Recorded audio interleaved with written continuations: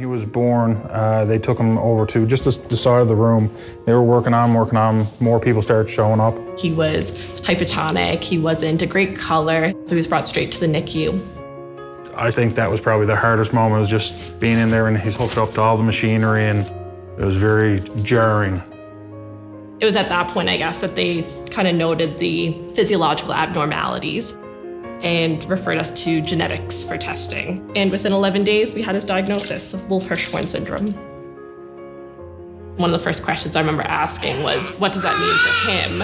And she said, well, some children learn to walk and some children can say a few words. And when you're expecting to have a typically developing child, this is the hardest part for me, I think, was taking that information and processing it. It absolutely was one of the hardest moments, for sure. Rowan's team is fantastic. They've been there since day one. One of the main concerns in NICU was his ability to feed. And so the speech-language pathologists do so much work around feeding and swallowing. And the same thing with the occupational therapy. They were tag teaming around the feeding piece.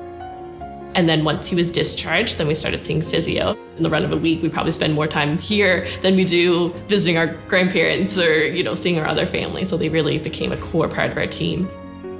His seizures now are becoming more frequent over the last number of months. And his seizures tend to be 45, 60, 90 minutes long. They're not short. He was admitted to the ICU in February.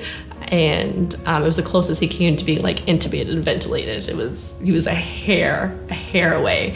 And that was a new experience for me. And that was probably the toughest hospital visit that we've had. It was the one where I called Adam, was like, I think you need to come. The hardest thing is thinking about the future and what that means for him and the challenges that we will inevitably face as he gets older.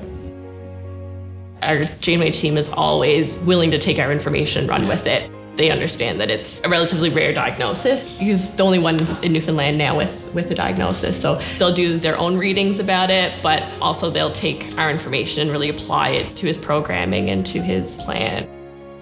Ultimately, they're there to help him, and we know that they're there to help him. So being able to take a step back and say, okay, you guys take the wheel, you know what's going on. Having that trust is helpful, but it's also very difficult as a parent to allow someone to do that, to allow someone to help your child in those critical moments. I think trust is the biggest thing that gets us through, knowing that they have his best interests at heart and they're here to help.